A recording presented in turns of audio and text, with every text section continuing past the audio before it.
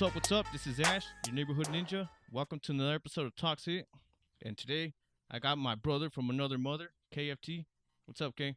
What's going on, man? Here for the first time, ready to speak my mind. Right. KFT, also known as Illegal J, but you can call me Tajin Boo. All right. That's a lot of names, but okay. All right. Well, check it out, Pajing Boo. Today's guest, man, he's a MMA legend, UFC pioneer, the Polar Bear Paul Varelans. What's up, Paul? Hey, you call me Polar Bear, call me Paul Varelans, just don't call me late for dinner. Oh, shit. Hell right. yeah. So what's up, Paul? Yeah, How's it going? Man, I'm just trying to hold it down in these fucking crazy times, man. This shit's crazy. 2020's been like nothing else I've ever seen, and I've seen quite a few runs around the clock, man. Yeah. I've seen the clock run a couple times, and this shit is crazy. You know? It's tearing things up out there. You know? It's one thing after another within months. It just don't stop. You know?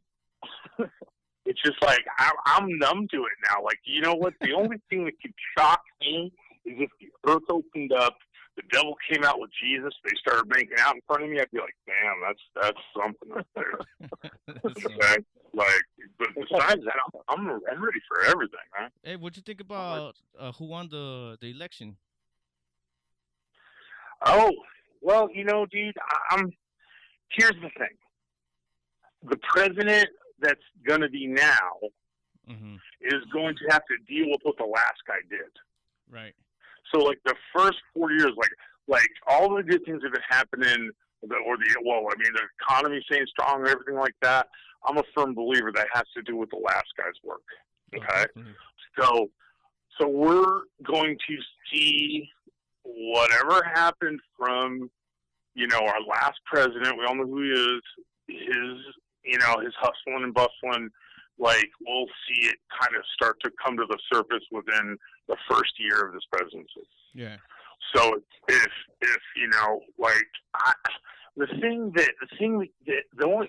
I don't mind Trump being talking shit, and I don't mind Trump being a little crazy. I don't mind all that, but the reality that scared the shit out of me is that he drove so many businesses under. Yeah. He had like 7 freaking. He drove things under that can't be drove under, like the Taj Mahal, the gambling thing. Yep. Gambling's like free money, bro. How do you fuck up a fucking casino? Agreed, man. Okay? Absolutely. So, I know he's been looting shit. He's been looting and getting for him. And you know what I mean? Like, that's just him. So, come out there. Like, I don't care about all the fucking, he talks his mind or blah, blah, blah, blah, blah. You know what? The fear has become the opiate of the masses or the asses or whatever you want to call them. These people who are like, oh, we want to make America great again. Yeah. You know what, man? America's fucking great. Learn about the world you're in. This country's amazing. This country's fucking amazing. And you know what, man? What's up? If I'm on the phone with the polar bear right now, you're goddamn right, America's great. That's true. You know what I mean? There's fucking opportunity. There's opportunity. There's struggle. There's craziness. It is hot.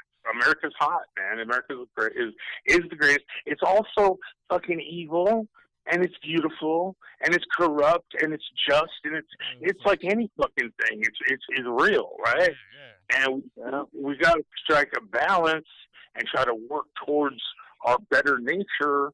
You know what I mean? Versus our fucking weaknesses, which we all have. We all have weaknesses. But we got to recognize that shit, and we got to not be manipulated by it, man. We got to not be manipulated by our fear. That's right. Because it's tough though, man. So I get why people are scared. I get why people react and are easily manipulated. But bro, if you live in fear, you're not thinking straight. Yeah, that's true, man. If you're not thinking straight. If you're making decisions because you're afraid, those are not good decisions. Those are reactions. And reactions are reactions. You know what a reaction is? A reaction is a fighter that hasn't prepared properly. A reaction is being in a ring against a guy that you've not prepared for, and all you're doing is trying to fucking catch up. You're not making proactive decisions. You're not going, okay, I got the wind, I got the speed, I got the technique. I don't have to stress out and freak out and just react. Yeah.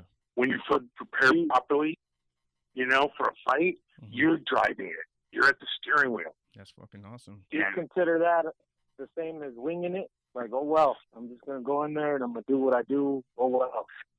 Well, winging it. Yeah, you know, fuck, bro. I did what I did on winging it, but I got better and better and better because I knew I had to. Yeah. Like, at some point, we all got to wing it for sure. But when you're winging it, well, I guess winging it is less fear than, I guess winging it doesn't have the same type of fear involved. It's more of a, I'm not as prepared, but I got to do what I got to do. Right.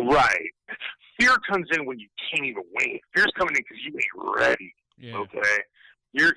And winging is a part, and I get what you're saying about winging it because, man, bro, I'm a winger. Okay. I fucking that's what the UFC was. When I came up in the UFC, we were all winging it because there was no rules, there was no fucking history, there was no road to prepare, there was no training facilities and fucking diets and gloves. Everybody that's doing it now, they're doing it from all the hard work we set up for them. And hey, God bless them, and that's what it's all about. Okay. Well, before we get into that, though, real quick. Before we get into that, like speaking on fear and all that, how did you get to the UFC? Like, how did you hear about it? And were you scared? Because fuck, you were you were a kid. I was scared to death, bro. But fear is the edge, man. Fear, like okay, I don't want to say fear. Yeah, no, I do want to say fear. There's a thing called, like you said, wing or managed fear. You have to have fear to be realistic, have an edge, okay? Yeah. But you got to process that fear by breathing clearly and keeping your mind clear. Right. Okay? You got to, even when shit's going, hey, bro, I didn't win all my fights. I ended up in a lot of bad situations, but I kept my head together, man. I never, I did as well as I did because I was able to control my wind. Because if you let the adrenaline take you away, it's going to burn you out fast. So, I kept my head as best as I can with the fear. Let me give you a perfect example. My first UFC, okay? Yeah. I get to the smoke, and I mean, you tell yourself you can do something because you got faith in yourself and you know who you are. Right. But until you really do that thing, a party is like, motherfucker, what are you thinking? I think you have bit off more than you can chew because you ain't done this yet. And this is, like, okay, when I got to the smoke, right for Bruce for walking through the octagon, yeah, I saw the cameras for the first time. It hit me. Oh my God, what I'm about to do right now is going out to the world. Yeah. And if I bitch out and I get pumped, I'm going to be fucking measured as a punk bitch for the rest of my life because the whole world's going to want. And I would like to say something real quick. Yeah. To the people out there listening, you know what I mean? The polar bear stands a close 7 foot, coming in at 300 pounds? Oh, 350, between 300 and 400, but my first fight was like 375. Wow. So you know what I mean? At, that size, that whatever, you know what I mean? Going in with that fear, it's like, man, that's tough. Most people think that somebody like you has no fear.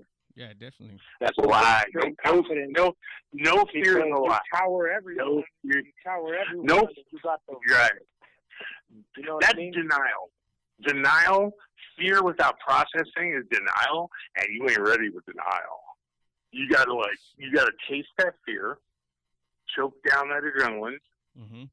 Say to yourself, I mean, literally, to be honest with you, when I hit that smoke and I saw the cameras, that's what freaked me out because it wasn't just the fucking 23 or 30,000 people in the crowd that I was nervous about performing. Whatever. It dawned on me, this is going out to the world, and I went. Part of me was like, dude, get the fuck out of here. Let's fucking run. And then the other part of me is like, dude, it's too late. Camera's already seen you. They already know you got to back your shit up. It's time to back up all that back up all the intent you said you can do. And once I broke through the smoke, Mm-hmm. I was on auto. I was on auto. My muscle auto thing. Walking up there, walking through the octagon, hearing dude. This, I'll tell you what. The Michael Buffer. Yeah. Blows Bruce Buffer out of the water. Bruce is he does a great job. Yeah, of course, but he does this Michael Buffer does this classy, slow build up. Yeah. Oh, you ready? You know what I mean? Like, he does this thing that just electrifies you. And have your name come out of his mouth about being the thing that's going on. Dude, they're I've done all the drugs. There ain't no drug like it. I've done all of them. And there ain't nothing like being in the octagon with having 20 to 30,000 people just focused on you, and this badass motherfucker you've heard a million times say, introduce Michael Tyson, okay? Right. This guy's saying your name. Yeah. And, fuck, dude, it's like, whoa, Mike, it's unreal. There's nothing like it. It is like where heaven and hell meet up. Nice. Wow. It's where heaven and hell, it's like the border. The border of heaven and hell. Right in front of you. Right. The octagon is the border of heaven and hell. And you're going to wade through hell and they pop out in heaven when you win. Yeah. Or you're going to, even if dude, there's one of the great things about the pre-UFC, and it's getting away from it, but it still exists, is that you don't have to be undefeated to be respected. Oh, definitely. You don't have to be undefeated to be a somebody in something that matters in the UFC. It's how did you handle it? Yeah, okay, you came out on the short end, but did you battle? Was it a battle that you came out a little short on? Mm-hmm. Who cares? You just felt the best in the world, and you maybe came up a little short. There's still respect. There's still a great feeling. I mean,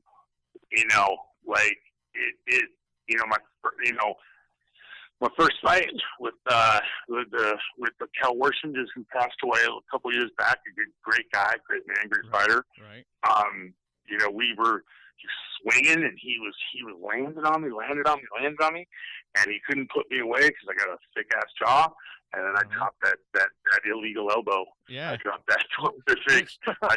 My bread and butter, that 12-6, man, hit him in the shoulder, knocked him the hell out. Well, check this out. Check this out, Paul.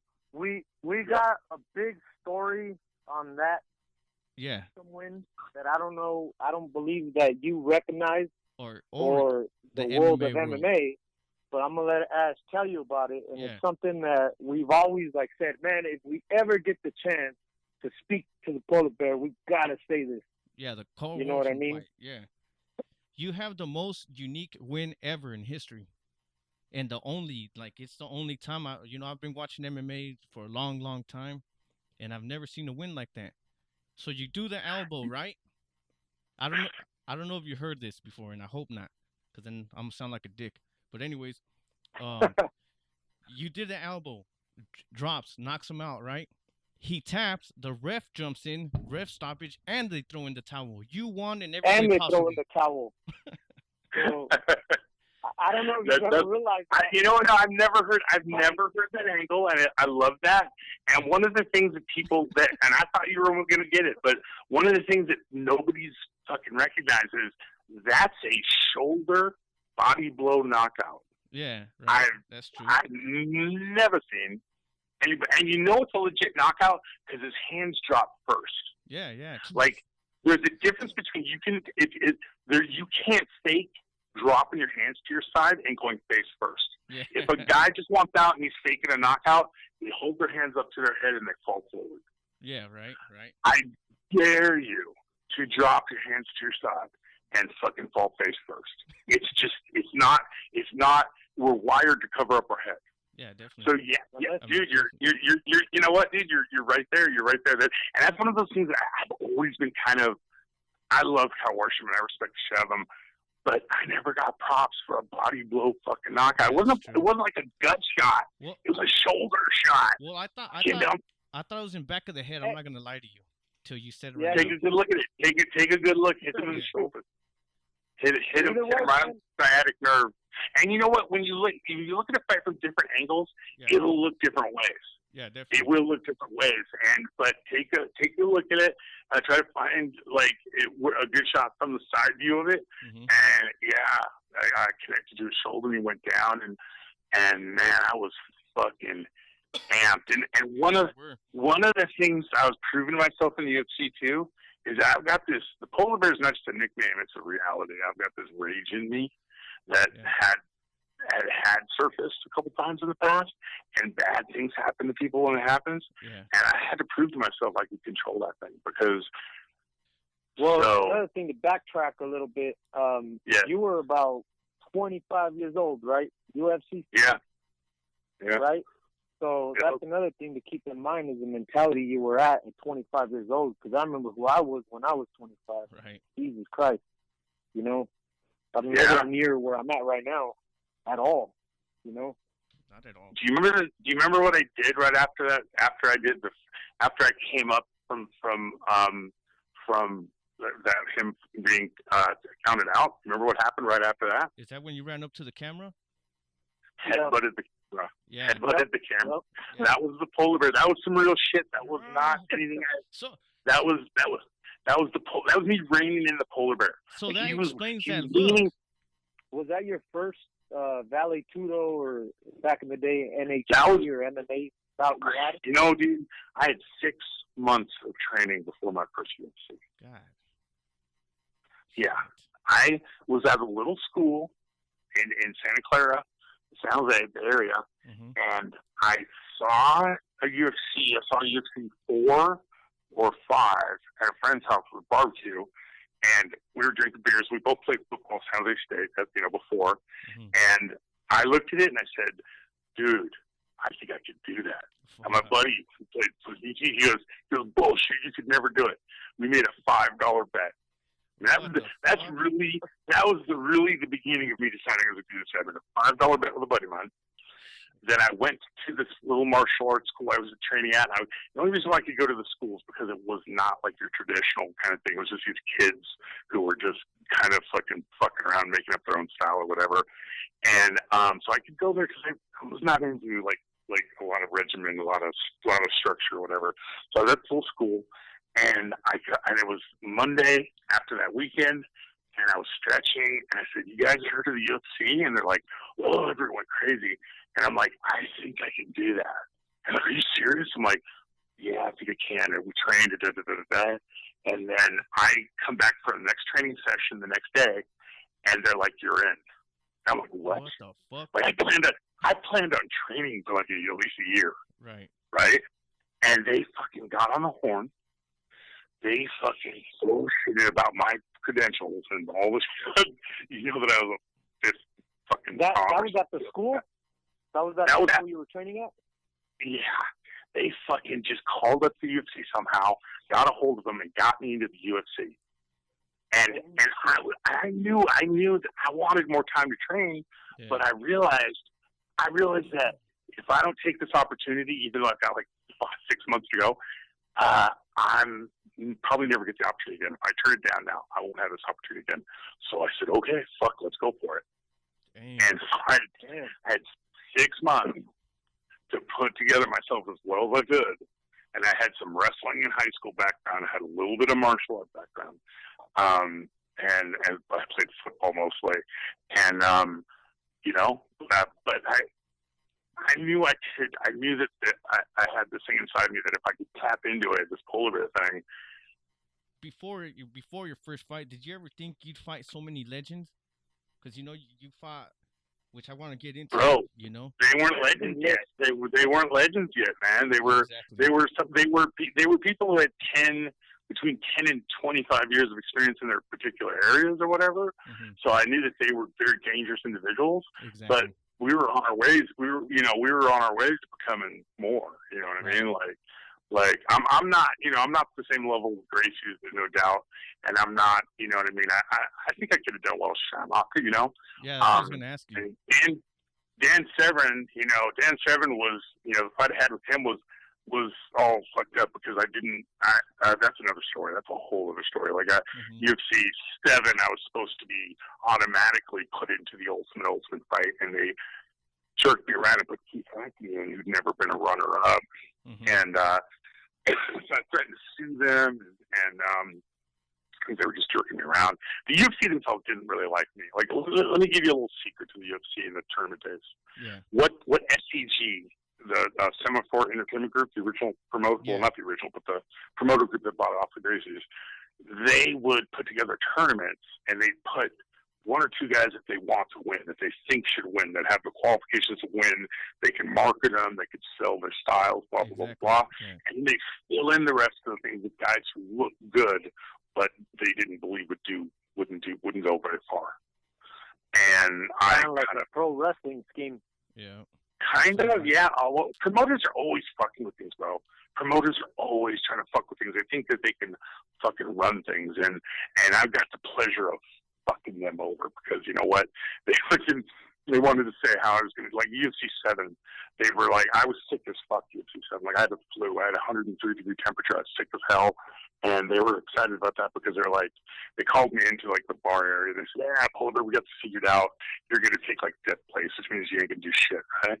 So I said, okay, hey guys, and I was sick. I was eating green garlic. I was green because of sweating. It was messed up, but I wasn't going to back out. And I said, hey, wait here, guys, just 1 second.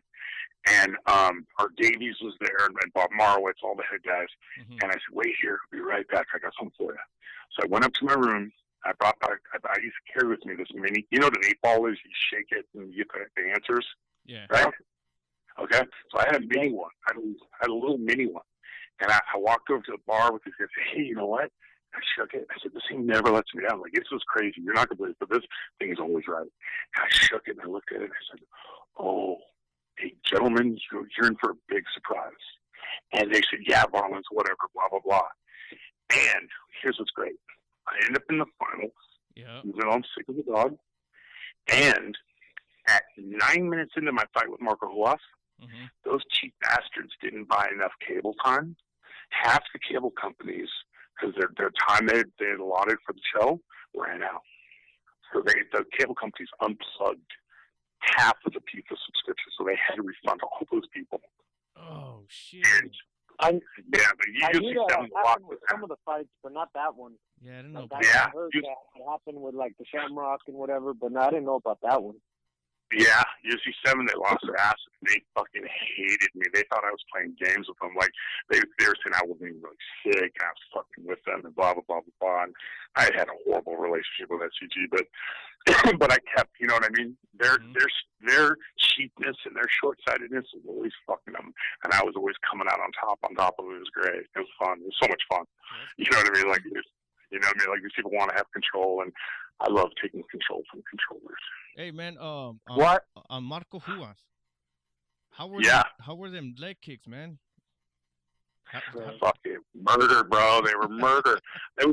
It was the only thing keeping me going. I was so tired and so sick. He'd connect with that fucking thing, and I would fucking I'd get a charge of energy and anger, and it would fire me up, and I'd move forward. But it was slow. I couldn't keep it up. I could obviously, my leg after a while went down, and and here's another little insider bit for that. And he did not. Let me be clear here. He did not cheat. Okay, I'm not saying he was a cheater because it wasn't against the rules. Yeah. It was some caging that shit he did. But if you saw that fight, at one point I got him in a front rear choke, and I lifted him up. And what I should have done if I could have held that lock is roll over and come up in superior position. I knew how to do that, but he had sprayed himself down with fucking baby oil before the fight. Shit. It was dry when it started, but once he started sweating, he was slippery as all fucking get out. I mean, and I'm not mad at him. That fight. I'm not mad at him. It wasn't against the rules, but the fact was if that shit wasn't on him, I think I would have had a chance of winning that fight. I could have fucking rolled that thing. If I could have held onto his head, but I could tell he was coming out. I lifted him up. He put his legs in between my thighs, and I was like, why can't I cinch this? Why? I had it, had it tight, but he was just too slippery. And after the fight, I felt all under my armpits. It was all baby oil. It was Whoa. all fucking baby oil. And I was like, fuck. But I'm not a hater. He didn't cheat. I've never called him a cheater. He wasn't cheating. There was no rule about it. So you know what? He's just a smart old school fighter who took advantage of every possibility that he could. And that's what you do. Mm-hmm. That's what you do in life. So yeah, of course. But it was a great fight, man. It's one of the top old school fights, We did shit that never was done before. The foot stomping, Yeah. And I was reaching over the cage. They had to raise the octagon after that. Like they raised the octagon 8 inches or 7 inches because they didn't want people reaching over the octagon after that. Oh shit! All right. How were those foot stomps? Were they as blistering as they looked? Like they looked. It hurt, it hurt, and I was dealing back to him. Any kick hurts, you know what I'm saying? Yeah. And but I had to hold on to that thing because if I would have let go, he would have had my back, and it would have been over. And he jumped on me. He's trying to pull me off of it. Fuck no, I wasn't letting go. And Big John's like, let go. I go, well, yeah, you show me the rule book where it fucking says let go. You know what I mean? Like, fuck you. Yeah. There's a lot of chatter going on in the octagon, dude. There's a lot of chatter going on. There's funny shit. Portuguese. Well, what about the chemo fight? Oh, the chemo fight, bro. That was brutal, dude. Yeah. The word is that I was hitting him so hard, dude. He was bleeding out of his eyes.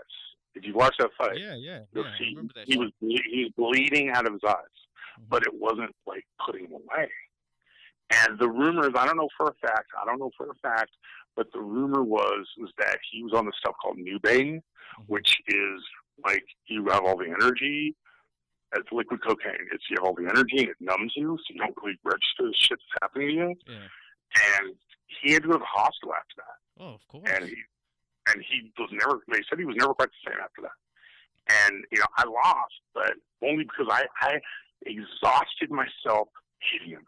So I was exhausted, and I was 409 pounds, and I'd done steroids for the first and last time. I'd done steroids for the first and last time because it made me so big. It wasn't helping me anymore. Okay? Like it helped me when I dropped all the weight I dropped. That's when I got really dangerous. So people were doing everything back then, okay? And people are still doing whatever they can get away with, okay? Oh, yeah. There's people, everybody's doing shit. Everybody's doing shit that they can get away with until they can't get away with it anymore. That's the way it is. Well, you know what? I believe that, and I don't say it as like me being a hater of it or dissing it. I mean, it's just the way it is. You know what I mean? It is what it is, bro. You got a shot at the best thing in the world, at the best people in the world, and the most dangerous people in the world. And whatever edge you can get, you're going to try and get it. You're going to try and get it because you need it. You need it. Like the there's freaks. There's freaks who don't need anything because God just smiled on them and shot the super load, Yeah. But other people have little holes in their armor and they want to cinch them up. You know what I'm saying? So. Yeah, it's like, what do you think about the Pride guys? Whereas, a matter of fact, before I ask that, did you continue watching MMA, or did you watch it during, or was it more of a?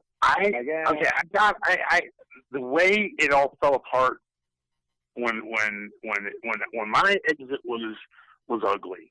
It hurt. Like I fell in love with what I was doing. I was traveling the world, doing this sport that I fucking had no idea. Like I stumbled into a dream, bro. Like it was unbelievable. I got to go all over the world, meet amazing people. I loved what I was doing, and I dropped all my weight. I was down to 295. I was just getting right where I needed to be to really fucking like. I sucked every pound I could in 295.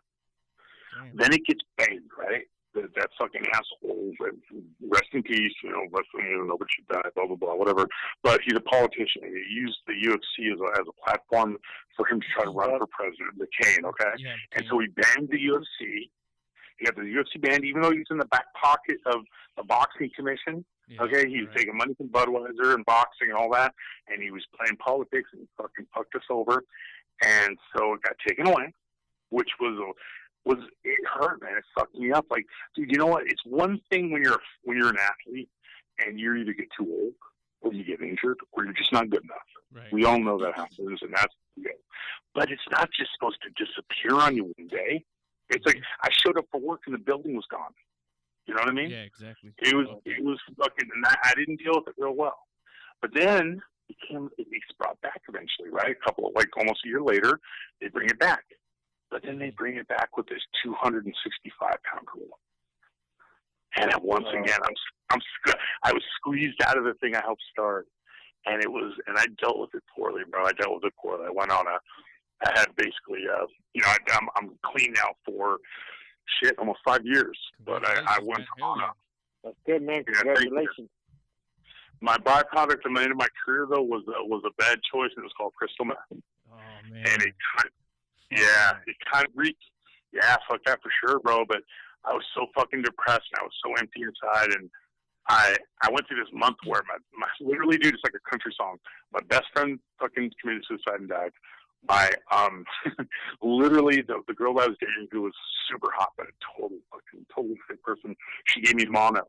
So I got this mono, which was literally sucking the energy out of me. And then the UFC folded, and I just felt so empty. I just couldn't. I felt I was gonna I couldn't move. I couldn't do anything. So one of my fucking entourage I used to go out with all the time, shows up at my place. Hey, come on, let's go out. Everybody wants to go out. And I'm like, dude, I'm on the floor of my place going, I can't do anything. And he busted the shit out. So here, do a little bit of this, you'll be fine. And I fucking hit it, and I was like, oh. I felt like my old self. I was like, you know what, everything's fucked up, but I can figure it out. I can fucking figure it out. It was the worst thing I could have done in my life, because once that shit got its hooks into me, it took me 6 months to figure out I was a junkie, and then once I did, I was so embarrassed, and I felt so shitty about myself, I just stopped being who I was, who I really am. And it was a horrible trip, but you know what, at the end of it, I'm trying to write and put together shit to help other people realize the truth about that stuff, how you can get away from it. It's very psychological. It's not a fucking physical addiction. It's a psychological addiction, but it's a strong psychological addiction. And it's an addiction that eliminates all the things you need to get off of it. What you need to get off of it is love and support. And by the time you're ready to fucking make that change, you have pissed off and gotten rid of all the love in your life. Wow. So now you're replacing real love, the real shit in your life with this crap. And you've eliminated and fucking, people who love you don't want anything to do with you because you've been such a prick. So it's like reestablishing, making a commitment, and then finding the love in your life that get you through that first couple months. And then once you get off, you gotta stay the fuck away. It can be done. You don't need to go to a fucking $30,000, rehab, all that bullshit. They're taking advantage of junkies. Because you know what? 30 days clean, they kick you out the door, then you're on your own. Fuck, it don't work. You know what I mean? Like, just fucking taking advantage of people who need long-term fucking help, and they need support systems and shit. And so my message with that is you don't need to blow $30,000 that you don't have to get clean. You don't have to listen to these fucking lying to you saying, "Oh, there's only one way to do this, and that's go through a fucking program." It is find love somewhere and be good to that love, and let that love help you get through what you need to do. If that's a relationship with God, so be it. Right. If that's a relationship with a puppy, fucking whatever. That's awesome, man. That's good shit. It really is. It really is good shit, man. I like to hear that. That's good shit, man. Well, unfortunately, that's something where it's kind of, you don't see it until you truly see that rock bottom for yourself. You know what I mean? And a lot of people catch it too late. You know? It's a motherfucker, dude. Drug addiction is a motherfucker. Because the worst part of it is like, what you need to get better is the love and support of people that you have in your life. That's what is needed. And by the time you hit rock bottom, you have fucking burnt your bridges down. And I luckily tapped into a really nice neighbor who just talked to me. And whenever I was feeling really fucking whacked out and couldn't control anymore, they would talk to me and just let me fucking talk, and there'd be a little bit of support for me. And I just, when I was really in the hard times, my mantra was, I'm clean. It may not feel good right now, but I'm clean, and that feels good. and every day you stay clean, you feel a little bit better and a little bit better. Shit's just the urge still's in my head. I'll have times I'm like, oh, fuck, if I just do a little bit, I'll be able to do this, do that, do that. But, you know, dude, it's, bro, like any habit, it burns. What happens is in your brain, it burns these pathways in your brain. Habits are physical things. Mm-hmm. Once you've done something 35 times, you've got a neural pathway in your brain that it's like a water slide. Okay? So to break that, and the longer you've had your habit, the deeper and farther that water slides in your head. Mm-hmm. So you'll probably, after so many years, you'll never really get rid of it. You'll still have, your mind will try to lie to you, but you got to be disciplined and just realize where it's coming from and what it's about and what losing that sobriety would mean to you and how much pain and how much loss and how long the road is back. You just got to keep shit straight in your head. And that's when, you know, it's a lot like when I was fighting, you know? Yeah, exactly. Like I'd be tanning right before my first UFC. And I would always be super confident. I always be like, fuck, I can do this, I can do this, I can do this. But I go tanning, and I fall asleep, and when I wake up, I'd be, fuck, what are you thinking? You're going to get killed, and I have to reset in my head. No, I know I can do this because of this, because of this, because of this, because of this. And I get my head right, I step out of the tan booth, I'm like, okay, I'm fucking cool. But every time I put the tan, it wouldn't happen to me in the morning when I woke up and things, but when I fall asleep in the middle of my training sessions, I'd be like, fucking, oh, for some reason I'd wake up and be like, what the fuck are you thinking? So, I mean, it's all about your brain and how you deal with it, man. It really is. Yeah, fuck yeah. Success, loss, everything, you know? That's what I was going to say. Like, with things that I went through like that in life, like, no matter what, like you just said, it never leaves. It's like the demon is always there around the corner, you know, just watching you. Right. You know what I mean? Looking for you to break and come back. And it's like, no, man, it's like you said, find the love and figure out I got too much to lose. You ain't worth it. Hell yeah. You know? Right. It's like, you know, the brain is a motherfucker, man. We're designed to be hooked on shit, one thing or another. Like, everybody has something out there, or maybe multiple things that their brain will trick them into get hooked on. Now, what smarts do is get hooked on healthy shit. Okay, like it's there's this thing called the reward system loop in our brains. Every time we do something that gives us a reward, we enjoy it. It gives us endorphins. It makes us want to do more of it. So if you can get that, if you can harness that reward system in your brain to positive things, like I did training for UFC, blah, blah, blah, that's the good things. But you got to be careful that gambling, fucking too much sex, and I'm never going to go with sex, but too much sex, too much anything. We get addicted. People are all addicted to something or another. Do you think most addictions are easier or an easier way out to things in the mind? Because like you said, you can get hooked on healthiness, but being healthy is hard. It's hard. It's difficult. Right. You know? But if you get a kick from it, you can get a kick from it. You build up a good thing. You can get a kick from it. So you can, but it's harder. It's harder to develop a healthy addiction than a shitty one. Then the shitty one, you pick it up one day and you're on it the next. And then it's like, I don't know if you've ever heard of that thing where it's like, there's this one person that can't get enough to pay his rent or get some food, right? But the drunk or the guy that smokes whatever he smokes somehow every day manages to get that alcohol, to get that drug. Yeah. You know what I mean? It's like nothing stops him. So if that crackhead were to put that energy into other things in life, what's stopping you there, you know? Yeah. But is that easier? That's ambition. Is it too hard? Got to change your point of view. I got ambition to get a rock today. You know what I mean? And I'm going to get that rock. And they get the rock. Right. Yeah. Right. I've never had the blessing of having children, but I know from having a decent brain in my head that once you got children, I think it becomes easier to do the right things because you're not doing it for yourself. You're doing it for somebody else that you love. And you get that love fix by doing the right things for that person that you love. So, you know, I've always, you know, kind of,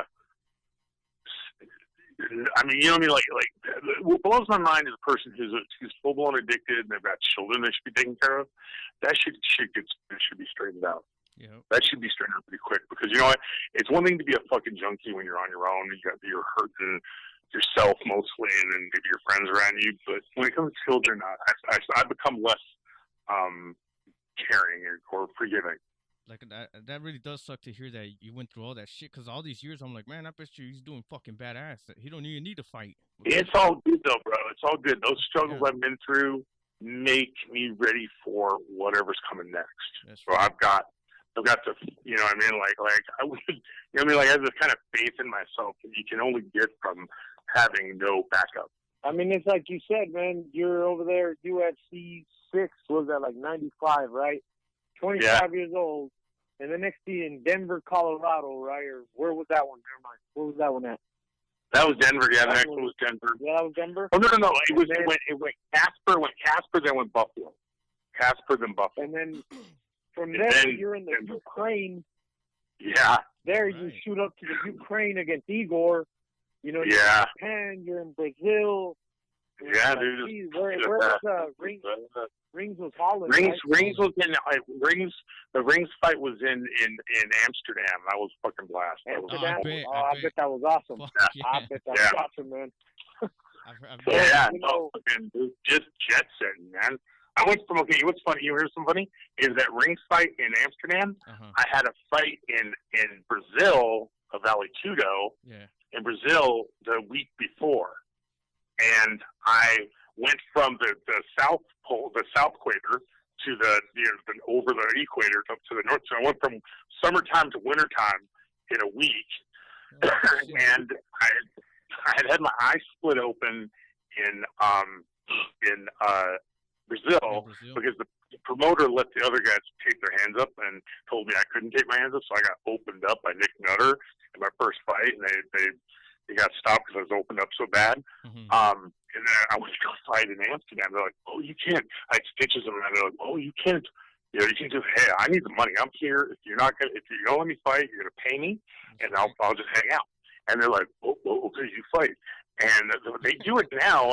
And the reason why I knew to do this was I pulled the stitches out from my fight and I poured super glue in the holes. I'd learned, but here's what's funny is I'd learned from a family friend who's a Special Forces Vietnam guy that the Special Forces used super glue to close sutures in the field in Vietnam. That's what it was originally invented for. So I said, fuck, my buddy told me about this when I was like 7 or 8 years old. And so I did. I super glued my eyes shut and I fucking beat Dick Bierig. That was a hell of a fight, dude. That was probably one of my best stand-up technical fights. That's a great idea. I was gonna say that too. I was like, holy shit! When I seen that, I was like, damn, you fucking got good. Like, god damn. What was your weight at that time? Yeah, I was 290. I dropped all my weight. I was 290. You look fit, man. You look good on that fight. Technique wise, dude, I threw all lefts. I was throwing jab, and then hook with the left, jab. Dude, it was all fucking lefts. You know what? I never had anybody teach me how to fight as a lefty. I never even had the training, the stand-up hand training, but I just was doing it myself. And I was, that was a great fight. I love that fight.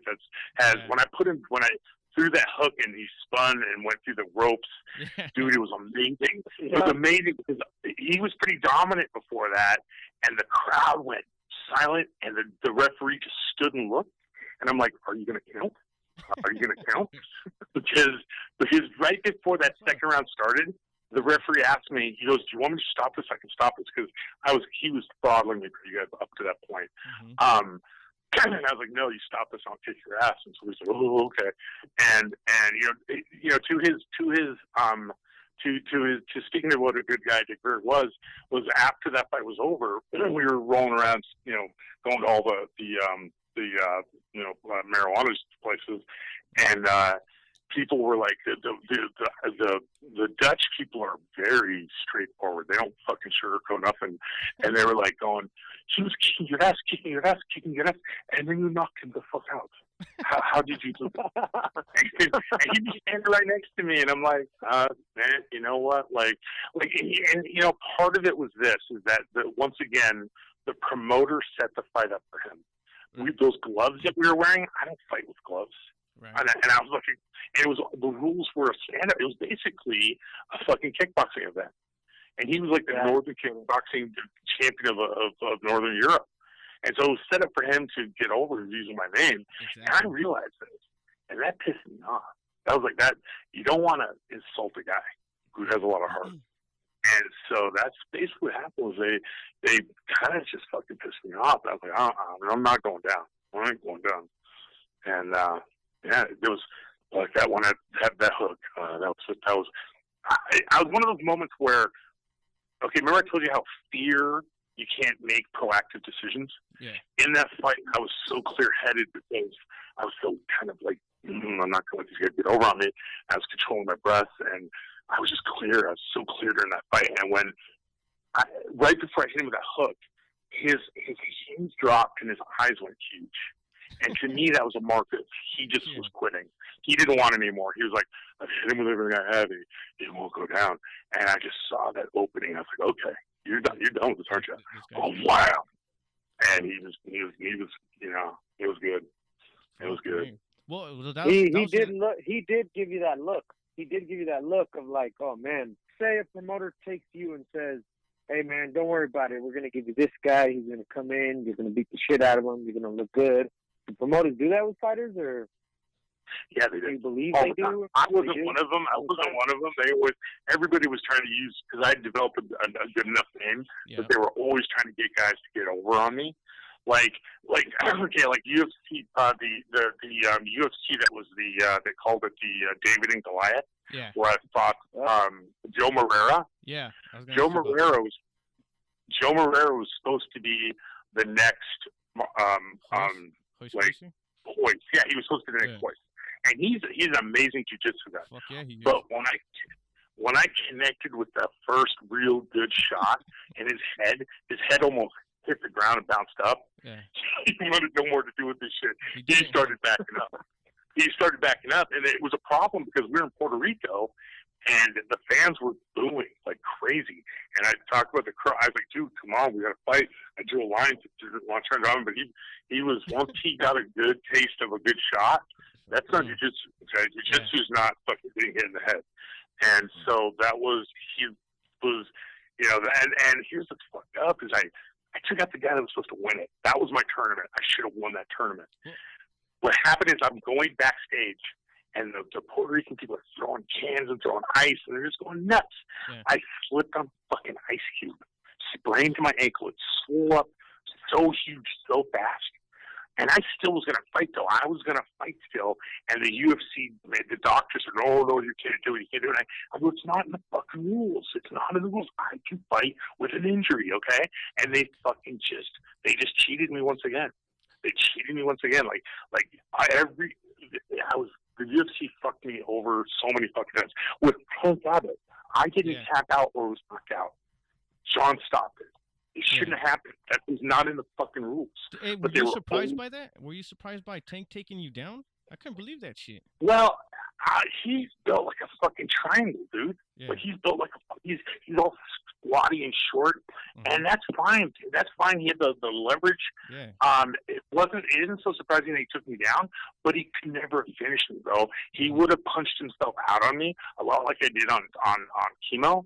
Yeah. And I could have came back from that and taken over once he was done punching, because Tank did not have a gas tank at all.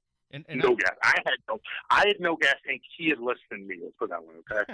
So, you know, and I could never get that rematch, and the UFC did nothing to help my career. Well, I heard that they were stuck with me for a while. They were stuck with me, but they fucking hated me. I heard there was a beef backstage with you and Tank after that. Is that true? Absolutely. Anytime, because he talks shit. After our fight, he fucking goes, "Oh, I'm getting sexually aroused here." That pissed me the fuck off. And I fucking every time I saw him, I'd start to hunt him down. So after that fight, I wanted to do it on the street. Okay. Yeah. After that fight, that was a long time ago. I'm over it. But at that time, I wanted a piece of him again, and he wanted nothing to do with me. Really? And matter of fact, they opened up the octagon and let him out the other way because he didn't want to even come. I was so pissed. I jumped up. When Big John stopped it, I jumped up and was like, what the fuck are you doing, man? And I love Big John, and he was just looking out for my best interest. But afterward, I made a promise. He promised me he would never stop a fight me because he didn't realize I could take that kind of damage, and it was no problem. I was actually kicking Tank from the bottom position. Mm-hmm. You watch that fight. He had his knee on. He was holding the fence. He had his knee on top of my head, and I was kicking at his head from the bottom position. I was not reacting. I was fucking reacting. And so that one pissed me off. A lot of my stops pissed me off because you know what? They wouldn't have done that for other people.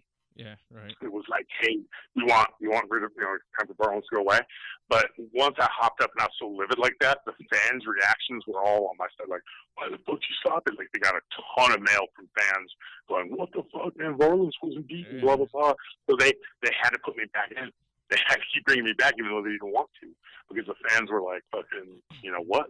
You didn't get a free shot. Oh. Yeah. Fans were good to me, man. The fans were so good to me. The people, I got so much love from the Bay Area, from the fans internationally. Fuck, it was, and the UFC fans are like nothing in the world. They're amazing, man. They love it, and that you could feel the love from them. You could feel the love and the energy, and it's just fucking beautiful. Well, hey, Kay, is true or not? Whenever we see Paul Varelans like at the video store. Like on the UFC covers, we're renting that bitch. When we look at the back of the box, we're like, man, Varelans goes at it with this dude, man. Varelans. I appreciate it. Without you guys, I'd be nothing, No, definitely, man. The only reason we popped in that IGC DVD, I believe it was because you were in it. Yeah. And we're like, man, Varelans is going at it. You know what I mean? Yeah, I may not have been the best technically or the best physically, but my heart was always there. I gave it all I had, and people always respond to that well. You know what? There's one fight that's really hard for me to watch of yours, and like, no offense in no way, but I've only watched it once, and I'll never watch it again. And I was like, when I watched it, I was like, dude, like, please just tap out. It was a Mark Kerr one, man. Like, that one was just too vicious. Yeah. Man. I was like, please, dude, like, there's nothing to show no more, bro. Fuck. But you're the shit, man. And after, here's what's, you're touching on something that was a major change for me in my career. Mm-hmm. After that fight with Kerr, like, I wouldn't tap. Like, it's not me. I'm not a tapper. Yeah.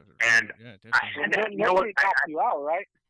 Right. No, nobody knocked me out. I got choked out by Dan Severn. There's not much you can do about that. But after that Mark Kerr fight, he was so dominant on me, and it was so ugly. Yeah. It was crazy, though. Like, the Brazilians, when I got up, they were chanting my name. All the people, they loved it. I just wouldn't quit. But after that fight, like, I took 2 weeks to consider retiring or getting out of it because there was nothing I could do in that fight. Like, I'm just going to be honest with you. He just fucking dominated. He took me down, put me in the corner, treated me like I was fucking nothing. Yeah.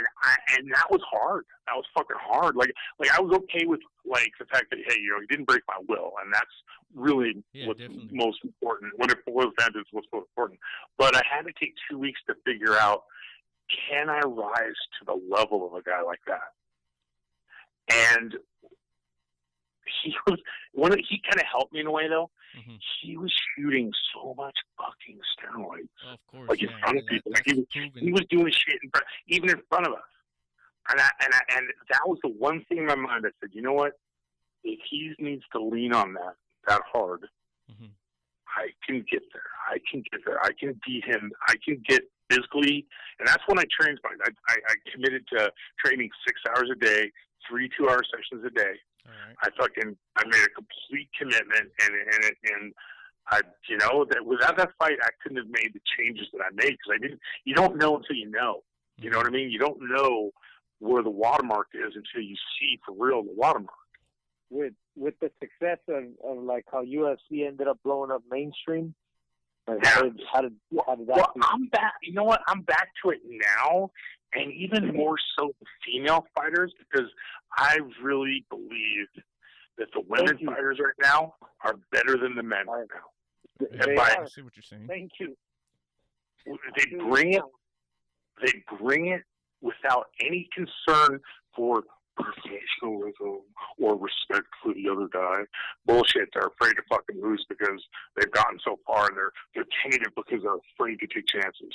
Okay, Right. that's what's going on with a lot of the men right now. Yes, it The is. women, they're like, fucking, it's on. Fuck it, we're gonna figure this They fuck show out. up to do their job and they go to work. They go to fucking You know work. what I mean?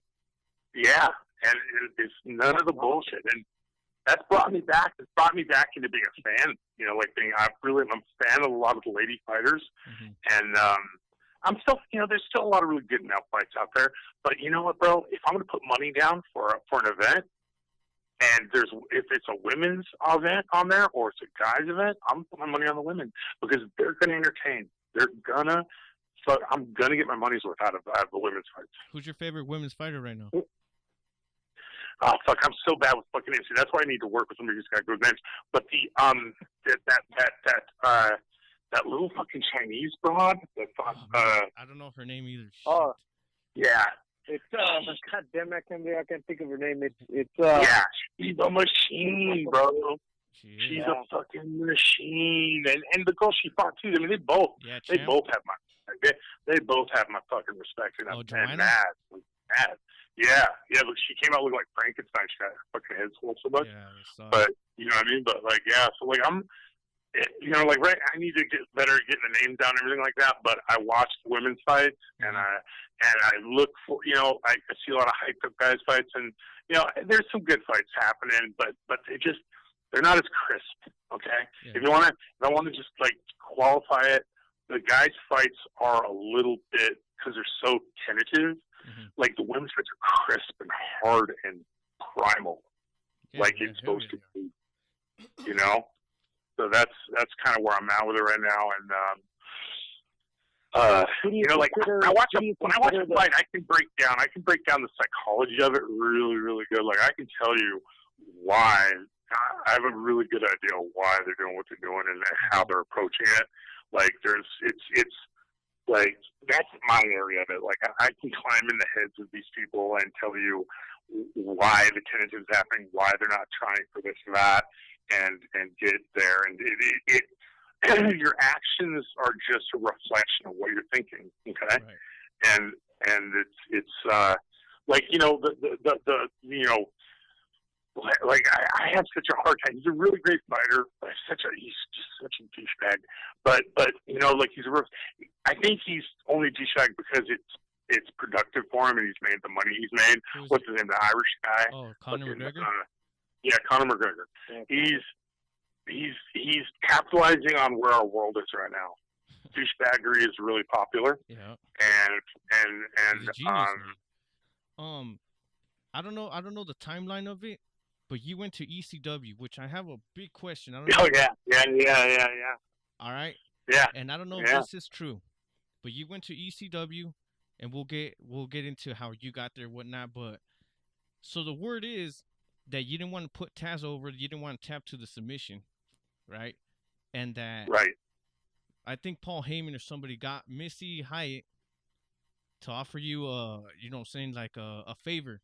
For you, that's what she wrote in her book. Yeah. She'd been blowing me, and I'd been fucking her brains out for the whole time I was there. Okay, so the first day I show up to ECW to just get paid and do little shows out in the middle of nowhere. Yeah, and Missy Hyatt comes this little Asian broad I was starting to like kind of hit on, but Missy Hyatt blows out of the back, pushes me to go by the face. She goes, "You're mine." I'm like, "Oh. Okay, I'll take a 6'1" blonde." And when she was in her heyday, dude, she was rocking. She was fucking rocking. Yeah. Okay, so the first blowjob came that night. Okay, so that had nothing to do with it. That's how she wanted to write it up in her book, and she wants to be better about some things. But it's funny because she talks shit about my dick size, but I have a YouTube where she talks about how big my dick was. So she just can't make up her mind. She wants to play it. Well, what about so? Let me finish. Oh, go for it, man. Go for it. No worries. So the Taz thing comes up, down the road. I've been making money with them, beating up for little guys like we agreed to. I told them I couldn't fucking take a loss with them because I'm a fighter. You know what I mean? It was fucked things up. So the event comes up. It was Hardcore Heaven, and Paulie is Haney, whatever his name is. Paul Heyman. He calls me into the locker room, and all the guys around us in a big circle, and they're changing, and they've got no idea what's going on. Paul Heyman thinks he's going to fucking pull a move on me. And he goes, Paul, he goes, I need you to do us the favor with Taz. And we're sitting there, and I said, dude, we talked about this. Damn, it happened, bro. You know, I mean, what I'm doing is real. I'm having fun with you guys. We talked about it. He goes, no, you understand. You're going to do this thing. Mm-hmm. And I'm like, it was a threat. He was threatening me. Oh, shit. And I was like, and he thought his guys, Blue Meanie and all the dudes, were going to back him up and, like, kind of fucking, you know. But I looked up and I said, really? And I tried to make eye contact with each one of the guys. And it's like the circle we're sitting in. And each one of the guys looked down at the ground, looked down at the ground, looked down at the ground, looked down at the ground, which is a universal sign of, I don't know what the fuck he's talking about. Okay? Right. So by the time my eyes come back with Haney's eyes, I'm like, what the fuck were you saying? And as soon as I said that, and the Polar Bear voices started to come on, all the guys cleared out the locker room. They just all cleared the fuck out. They wanted nothing to do with it. And he's all, and I'm